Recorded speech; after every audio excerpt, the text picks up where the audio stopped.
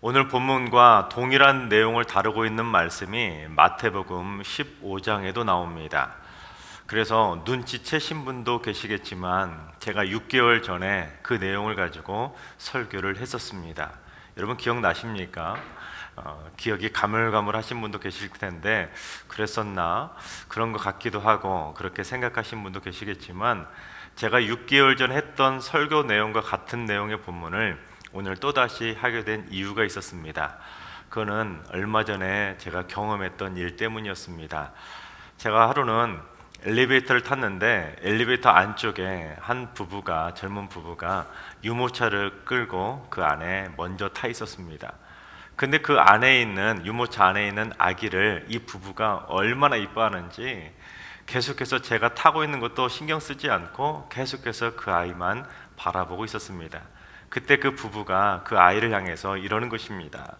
우리 아가 답답했죠요. 그랬구나. 그랬어. 하면서 얼마나 이 아이를 향해서 막 어르고 달래고 이 아이를 이뻐서 어쩔 줄을 몰라 하고 있는 것입니다.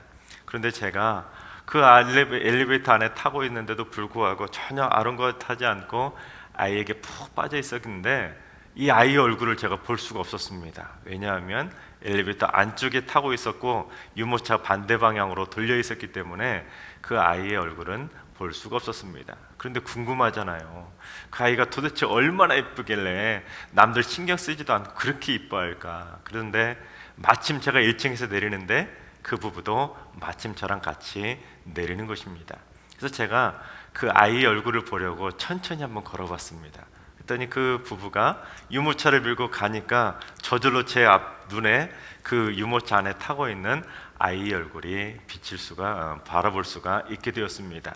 그런데 그 아이의 얼굴을 보고 제가 깜짝 놀랄 수밖에 없었습니다. 제가 그런 모습은 처음 봤기 때문입니다. 그 부부가 그처럼 어르고 달래고 이뻐서 어쩔 줄을 몰라 하고 있던 그 아이가 사실은 강아지였기 때문입니다. 그 부부가 강아지를 마치 자기 아기처럼 막 어르고 달래고 이뻐서 어쩔 줄을 모르고 그렇게 유모차를 태우고 걸어가고 있었던 것입니다. 제가 순간 속으로 저 강아지는, 저 개는 주인 잘 만나서 참 편하겠구나 그런 생각을 했습니다. 그런데 그 모습을 보면서 문득 오늘 본문의 말씀이 생각이 난 것입니다. 왜냐하면 오늘 본문에도 그런 강아지의 얘기가 나오기 때문입니다. 그러면서 그 부부의 모습하고 오늘 본문의 내용하고 제 머릿속을 떠나지 않고 계속 맴도는 것입니다. 며칠 동안 계속해서 문득문득 이런 생각이 계속 떠오르다 보니까 제가 결국에는 오늘 본문 그 내용을, 똑같은 내용을 6개월 전에 했었지만 다시 한번 다루게 되었습니다. 하지만 다행인 것은 마태복음의 내용과 오늘 본문 마가복음의 내용은 동일한 주제를 다루고 있긴 하지만 세부적인 내용은 많이 다르다는 것을 알 수 있습니다. 그래서 오늘은 마가복음의 내용을 중심으로 해서 다뤄보도록 하겠습니다. 먼저 오늘 본문 25절과 26절을 봉독해 보겠습니다. 이에 더러운 귀신 들린 어린 딸을 둔 한 여자가 예수의 소문을 듣고 곧 와서 그 발 아래에 엎드리니 그 여자는 헬라인이요 수로보닉의 족속이라 자기 딸에게서 귀신 쫓아내 주시기를 간구하거늘. 지금 마태복음에서는 가나안 여자라고만 되어 있었는데 이 마가복음에는 구체적으로 그녀가 헬라인이고 수로보닉의 여인이라고 그렇게 출신까지 자세히 소개하고 있습니다. 그러니까 이 예수님의 소문을 들었던 이 수로보닉의 여자가 자기 어린 딸을 고쳐달라고, 그것도 귀신 들린 어린 딸을 고쳐달라고 예수님을 찾아온 것입니다. 그러자 예수님이 그 여자에게 뭐라고 말씀하십니까? 우리 27절을 봉독해 보겠습니다. 예수께서 이르시되 자녀로 먼저 배불리 먹게 할지니 자녀의 떡을 취하여 개들에게 던짐이 마땅치 아니하니라. 여러분, 예수님이 하신 말씀은 단호한 거절처럼 보이지 않습니까? 그러니까 어떻게 자녀의 떡을 빼앗아서 이방인인 개들에게 던질 수 있냐는 것입니다. 그러니 이방인인 너한테는 절대로 떡을 줄 수가 없다. 내 자녀는, 내 딸은 절대로 고쳐줄 수가 없다. 그런 뉘앙스로 느껴질 수 있게 됩니다. 그런데 마태복음의 본문을 딱 놓고 보면 마태복음의 내용은 딱 그처럼 거절처럼 느껴질 수밖에 없습니다. 왜냐하면 마태복음의 내용에는 마가복음에 나오지 않는 내용들이 많이 기록되어 있는데, 그 중에 어떤 내용이 나오냐면 이 여자가 예수님에게 와서 자기 딸을 고쳐달라고 간구하지만 예수님께서 그녀에게 한마디도 대답하지 않습니다. 전혀 대꾸도 하지 않고, 또한 제자들 중에서도 뭐라고 하냐면 그녀가 자꾸 소리를 지르니까 그녀를 보내버리자고 하는 내용이 나옵니다. 그러니까 마태복음의 내용만 놓고 본다면 예수님도 제자들도 그녀의 요청을 단호하게 거절하는 뉘앙스로 그려지고 있다는 것입니다. 그리고 결정적으로 예수님께서 그녀에게 뭐라고 말씀하시는지 우리 마태복음 15장 24절을 한번 봉독해 보겠습니다. 예수께서 대답하여 이르시되 나는 이스라엘의 집에 잃어버린 양 외에는 다른 데로 보내심을 받지 아니하였노라 하시니, 즉 나는 이스라엘 백성들만, 그들만 구원하기 위해서 이 땅에 왔기 때문에 이방인인 너는 상대가 되지 않는다는 것입니다. 그래서 마태복음의 뉘앙스는 단호한 거절의 뉘앙스라는 것입니다. 그런데 마태복음의 내용처럼 마태복음의 관점으로 그린 그림이 있습니다. 15세기에 네덜란드 즉 플랑드르 출신인 랭부르라고 하는 삼형제 유명한 화가가 있었습니다.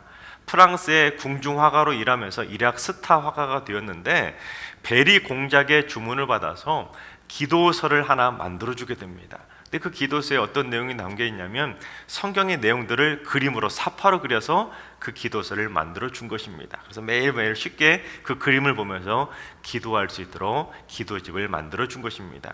그 내용 중에 하나가 오늘 본문에 나와 있는 그림을 담고 있습니다. 바로 이 그림인데, 이처럼 성경에 나와 있는 내용을 그림으로 담고 중간중간에 그렇게 성경의 내용을 담아서 기도문이나 설명문을 사파로 그려 넣었다는 것입니다. 그림 부분만 좀 확대해서 보도록 하겠습니다. 자, 이 수로보니게 여자가 예수님 앞에 와가지고 자기 어린 딸을 고쳐달라고 요청하지 않습니까? 근데 요청한 내용이 무엇이었죠? 자기 어린 딸이 귀신이 들렸으니까 자기 어린 딸을 고쳐달라고 하는 내용입니다. 그래서 위에 있는 그림을 보면 어린 딸이 병상에 누워 있습니다. 그리고 이 여자는 예수님 앞에 무릎을 꿇고 자기 딸을 고쳐달라고 애원하고 있는 것입니다. 하지만 예수님의 모습을 보면 어떻습니까? 예수님께서 차갑게 그녀에게서 등을 돌리고 계시는 것을 볼 수 있습니다. 그래서 랭부르 형제는 예수님께서 단호하게 그녀의 요청에 거절하신 그 마태복음의 관점에서 그림을 그리고 있는 것입니다. 그런데 예수님께서 수로보니게 여인을 개로 빗대어서 말씀하신 것은 맞지만 유대인들처럼 그녀를 멸시하고 경멸하기 위해서 개로 표현한 것은 아닙니다. 여러분, 유대인들이 이 경멸하고 멸시하기 위해서 개로 빗대어서 말할 때는 그 개라는 단어는 어떤 단어를 썼냐면 퀴온이라는 단어를 사용했습니다. 그런데 그 퀴온이라는 개는 어떤 개를 의미하냐면 들판에서 자라는 그런 사납고 무서운 그러한 개를, 들개를 의미하는 의미로 퀴온이라는 단어를 사용해서 그처럼 이방인들을 멸시하고 천대했습니다. 그런데 예수님께서 오늘 본문에 수로보니게 여인에게 말씀하셨을 때 그 비유로 말씀하셨던 개라는 단어는 퀴온이라는 단어가 아니라 퀴나리온이라는 단어입니다. 이 퀴나리온이라는 단어는 어떤 단어이냐면 그처럼 들판에서 자라는 들개가 아니라 집 안에서 키우는 작은 개, 즉 애완견을 의미합니다. 그러니까 조금 전에 그 젊은 부부가 그렇게 유모차로 태워가지고 그처럼 자기 자식처럼 이뻐할 정도로 좋아하는 집 안에서 키우는 작은 애완견을 상징하는 단어로 퀴나리온이라는 단어를 사용했다는 것입니다. 그러니까 예수님께서 그녀를 멸시하고 천대하기 위해서 퀴온이라는 단어를 사용한 것이 아니라 그녀를 조금 이렇게 순화시켜서 풍자적으로 퀴나리온이라는 애완견을 사용했다는 것입니다. 하지만 부인할 수 없는 것은 유대인들은 어찌됐든 이방인을 멸시하기 위해서 개라는 이미지를 통해서 그들을 천대하고 멸시했다는 것입니다. 그래서 예수님께서 좀 순화시켜서 퀴온이 아니라 퀴나리온이라는 단어를 통해서 조금 순화시켜서 풍자적으로 그녀에게 빗대어서 그렇게 말씀을 하시긴 하셨지만, 부인할 수 없는 것은 예수님께서 이방인인 그녀를 개로 빗대어서 말씀하신 것은 맞다는 것입니다. 그래서 예수님의 답변은 차갑고 냉정한 거절의 의미로 느껴질 수밖에 없다는 것입니다. 하지만 여러분, 마가복음에는 마태복음에 나오지 않는 독특한 단어 하나가 기록되어 있습니다. 예수님께서 하신 그 답변 안에 마태복음에 나오지 않는 단어가 있는데, 그 단어가 무슨 단어냐면 먼저라는 단어입니다. 여러분, 먼저라는 말은 무엇을 의미하겠습니까? 먼저 하나님의 자녀인, 선택받은 자녀인 이스라엘 백성들을 먼저, 그 아이들을 먼저 배불리 먹이고 나면 나중에는 이방인인 개들에게도 먹을 것을 준다는 의미 아니겠습니까? 그러니까 먼저 유대인들을 구원한 다음에는 아무리 이방인을 개라고 취급할지라도 그 이방인도 먹을 것을 주고 그들도 고쳐주고 그들도 구원해 주시겠다는 그런 의미로 먼저라는 단어를 사용했다는 것입니다. 그래서 마가복음의 관점으로는 마태복음과는 조금 다르게 마가복음의 관점으로는 냉정하고 차가운 거절이 아니라 순서를 기다리라는 의미입니다. 먼저 유대인을 고쳐주고 먼저 유대인을 구원해 줄 테니까 너 이방인인 너는 나중에 고쳐주고 나중에 구원해 줄 테니까 좀 기다릴 수 있겠냐라는 것으로 비유적으로 질문하신 것입니다. 그처럼 마태복음과 마가복음의 관점을 조금 혼합해서 그린 그림이 있습니다. 17세기 초에 렘브란트의 스승이었던 피테르 라스트만이라고 하는 화가가 그린 그림입니다. 수로보니게 여인이 예수님의 무릎 앞에 와가지고 이렇게 간청하고 있습니다. 자기의 딸을 고쳐달라고. 근데 마태복음의 관점처럼 이 제자가 어떻게 합니까? 그녀를 가리키면서 그녀가 자꾸 소리를 지르니까 그녀를 보내버리자고 하는 마태복음의 내용이 기록되어 있습니다. 그런데 예수님의 모습을 보십시오. 조금 전에 보았던 랭부르 형제가 그렸던 그림하고는 사뭇 다르지 않습니까? 예수님의 몸도 반쯤 그녀에게 돌아가 있고 또한 예수님의 얼굴도 그녀를 향해서 약간 돌아가 있는 것을 보게 됩니다. 그러니까 왼쪽 아래에 있는 이 어린 아이들이 떡을 먹고 있는 아이들처럼, 즉 내 자녀, 내 유대인들을 구원하는 것이 먼저이고, 이방인인 이처럼 어린 강아지와 같은 이방인인 개를 상징하는 그런 당신은, 그 여자는 좀 기다리면 안 되겠냐라는 식으로 말씀하고 있다는 것입니다. 그래서 여자의 믿음을 시험하기 위해서 이 자녀들과 개를 비교하면서 말씀하고 있었다는 것입니다. 그리고 예수님께서 말씀하신 그 개는 어때요? 이처럼 작은 퀴나리온을 의미하고 있다는 것입니다. 하지만 여러분, 아무리 그렇다고 해도 사람을 개로 비유한 것은 듣는 사람의 입장에서는 참을 수 없는 굴욕 아니겠습니까? 여러분 생각해 보세요. 당신 개입니다. 그거 알고 당신 작은 개입니다. 아니면 애완견입니다. 그렇게 말하는 건 다 동일한 의미 아니겠습니까? 차이가 없는 거예요. 생각해 보십시오. 조금 전에 말씀드린 그 젊은 부부처럼 그 강아지를 자기 자식처럼 어이구 하면서 유모차까지 태우고 다닐 정도로, 그 정도로 이뻐한다고 해서 그 사람들에게 당신 개입니다 말하면 그 부부가 기뻐하며 그것을 흔쾌히 받아들일 수 있겠습니까? 그럴 수 없죠. 아무리 개를 이뻐해도 개라는 표현은 사람들이 쉽게 받아들이기 힘든 것입니다. 즉 동서고금을 막론하고 개라는 표현은 욕이나 마찬가지라는 것입니다. 그런데도 수로보니게 여인이 그처럼 개라는 표현, 개라는 언급을 받았음에도 불구하고 뭐라고 대답을 합니까? 우리 28절을 봉독해 보겠습니다.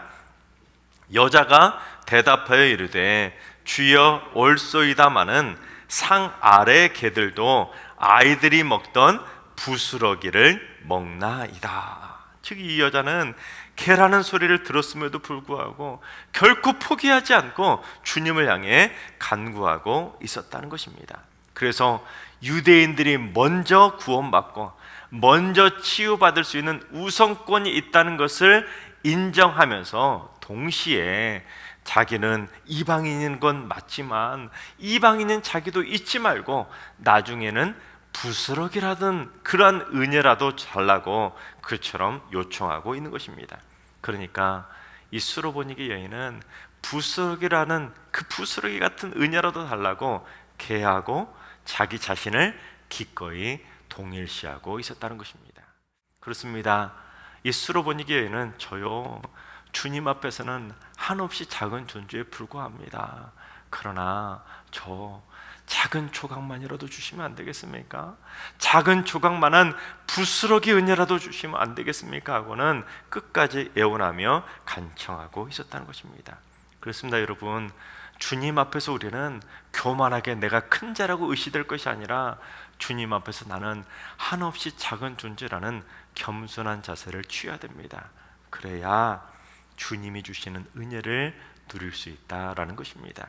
그런데 주님이 우리에게 주시는 작은 부스러기 같은 은혜는 결코 작은 부스러기 같은 은혜가 아닙니다. 주님이 우리에게 주시는 작은 부스러기 같은 은혜라 할지라도 그 은혜는 인간이 감당할 수 없는 커다란 은혜라고 말할 수가 있다는 것입니다. 그래서 사람들은 겸손하면 겸손할수록 더 큰 은혜를 받아 누릴 수가 있는 것입니다. 또한 여러분, 그녀가 그렇게 응답받을 수 있는 비결이 25절에 나와 있는데, 여러분 25절을 보시면 이 여자가 예수님의 소문을 듣고 곧 와서 예수님의 발 앞에 엎드렸다라고 번역하고 있지 않습니까? 그런데 이 엎드리다는 단어는 그냥 공손하게 얌전하게 엎드렸다는 의미가 아닙니다. 여러분, 지금 예수님께서 오늘 본문에 어디에 계셨습니까? 우리 한번 24절을 한번 봉독해 보겠습니다. 예수께서 일어나사 거기를 떠나 두로 지방으로 가서 한 집에 들어가 아무도 모르게 하시려 하나 숨길 수 없더라. 즉 예수님께서 갈릴리 지방을 떠나서 아무도 모르게 하려고 어디로 가셨다고요? 두로 지방에 있는 한 집에 들어가셨다는 것입니다. 그러니까 지금 예수님이 어디 계세요? 집 안에 계셨다는 것입니다. 그런데 예수님의 소문이 순식간에 두로 지방에 쫙 퍼졌기 때문에 예수님의 소문을 듣고 예수님을 보려고 그 집에 얼마나 많은 사람이 몰려들었겠습니까? 그러니 그 예수님이 계시는 그 집 안팎에는 수많은 사람들로 가득가득 붐볐다는 것입니다. 따라서 그녀가 그 예수님이 계시는 집 안까지 들어올 수 있는 것은 절대로 쉬운 일이 아닙니다. 그렇다면 그녀는 어떻게 해서 그 수많은 사람들의 인파를 뚫고 그 집 안에 계시는 예수님 앞에까지 와서 무릎을 꿇듯이 엎드려서 예수님에게 간청할 수 있었겠습니까? 그런데 그렇게 간청할 수 있었던 비결이 무엇이냐? 바로 엎드리다는 단어에 그 해답이 담겨져 있습니다. 여러분, 엎드리다라고 번역된 헬라어 프로스핍토라는 단어는 엎드리다는 뜻이 있음과 동시에 어떤 뜻도 있냐면 무엇에 밀어닥치다, 무엇에 부딪히다, 또는 갑자기 달려들다라는 뜻도 있습니다. 그래서 그 단어가 다른 곳에 쓰인 곳을 한번 살펴보겠습니다. 마태복음 7장 27절 한번 봉독해 보겠습니다. 비가 내리고 창수가 나고 바람이 불어 그 집에 부딪힘에 무너져 그 무너짐이 심하니라. 여러분, 여기서 부딪힘에라고 번역된 이 헬라어 단어가 오늘 본문에 엎드리다라는 단어하고 같은 단어입니다. 그러니까 이 여자가 마치 바람이 집을 막 강하게 부딪혀서 무너뜨려 버릴 정도로 강하게 부딪히듯이 그녀가 자신의 몸을 과감하게 부딪히듯이 내던졌다는 것입니다. 그 수많은 인파를 뚫고 막 예수님 앞에 가기 위해서 과감하게 그 상황을 뚫고 돌파하듯이 부딪히면서 주님 앞에 엎드릴 수가 있었다는 것입니다. 딸을 고치겠다는 그 간절함과 절박함이 있었기 때문에 체면 불구하고 염치 불구하고 수많은 사람들 사이를 막 부딪히듯이 통과하면서 주님께 부딪히듯이 자신의 문제를 간절하게 간구할 수가 있었다는 것입니다. 하나님께서 사랑하신 여러분 혹시 간절한 기도의 제목이 있습니까? 무언가 해결되지 않는 뜻하지 않은 문제 때문에 고민하고 역경 가운데 신음하고 있는 문제가 있습니까? 그렇다면 수로보니게 여인처럼 주님 앞에서 나는 부스러기 같은 작은 존재라는 것을 인정할 수 있길 바랍니다. 또한 내 생명줄을 쥐고 있는 분은 주님이시고 그 문제를 해결할 수 있는 분은 주님이시라는 것을 인정할 수 있길 바랍니다. 그리고 체면 불구하고 염치 다 내려놓고 자존심 다 내려놓고 수로보니게 여인처럼 응답받을 때까지 강하게 주님께 부딪히며 강하게 매달리며 기도할 수 있기를 바랍니다. 그래서 그녀처럼 커다란 은혜로 축복의 응답을 받아 누리게 되시기를 주님의 이름으로 축원합니다. 그런데 그 여자가 돌아가라, 귀신이 내 딸에게서 나갔느니라 그렇게 말씀하시는 예수님의 말씀을 듣고 그녀가 집으로 가봤더니 어떻게 되었습니까? 우리 30절을 봉독해 보겠습니다. 여자가 집에 돌아가 본즉 아이가 침상에 누웠고 귀신이 나갔더라. 그렇습니다. 그 여자는 예수님이 계시던 집에 있지 않았습니까? 그녀는 자기 집에 있는 것이 아니라 예수님이 계시던 집에 있었는데, 그런데 그 순간 딸이 있던 그 여자의 집에 누가 역사해 주신 것입니까? 주님께서 그 딸이 있는 여자의 집에 역사해 주셔서 그 고통받고 있었던 그 딸의 질병, 즉 귀신 들린 질병을 고쳐 주셨다는 것입니다. 즉 우리가 수로보니게 여인처럼 간절하게 체면 불구하고 부딪히듯이 주님 앞에 끈질기게 기도하면 주님께서는 우리 집에도 지금 역사해 주셔서 우리 집안의 문제를 해결해 주시고 질병도 고쳐주시고 놀랍고 커다란 은혜의 복으로 응답해 주실 줄로 믿습니다. 근데 여러분, 본문에서 환자는 누구입니까? 누가 귀신 들렸지요? 그 수로보니게 여인이 귀신이 들린 것이 아니라 수로보니게 여인의 딸이 귀신이 들렸습니다. 그런데 예수님 앞에 엎드린 건 누구입니까? 귀신 들린 딸이 엎드린 것이 아니라 수로보니게 여인, 즉 귀신 들린 딸의 엄마가 엎드렸다는 것입니다. 그런데 예수님께서는 딸의 믿음은 확인도 하지 않으시고 단지 그 엄마의 믿음만 보시고 딸의 귀신 들린 그 질병을 고쳐 주셨다는 것입니다. 즉 부모의 간절한 믿음의 기도가 귀신 들린 딸을 고칠 수가 있었다는 것입니다. 그래서 기도하는 부모를 두었다는 것이 얼마나 큰 축복인지 모릅니다. 하나님께서 사랑하신 여러분, 우리도 유대인에 비하면 분명한 이방인이기 때문에 우리도 분명한 나중된 자라는 것을 인정할 필요는 있습니다. 따라서 수로보니게 여인도 인정한 것처럼 우리도 역시 주인의 상에서 떨어지는 부스러기나 먹는 그런 개와 같은 존재라는 것도 우리는 주님의 말씀을 빗대어서 인정할 필요가 있습니다. 그처럼 낮아지고 겸손함을 가질 수 있어야 된다는 것입니다. 그러나 나중된 자가 먼저 되었던 이 수로보니게 여인처럼 자신의 자존심, 체면, 염치 다 내려놓고 주님 앞에 간절한 마음으로, 절박한 심정으로, 끈질긴 마음으로 절대로 포기하지 말고 주님께 강하게 부딪히면서 끈질기게 기도한다면 부스러기와 같은 은혜가 아니라 커다란 은혜로 응답받게 될 줄로 믿습니다.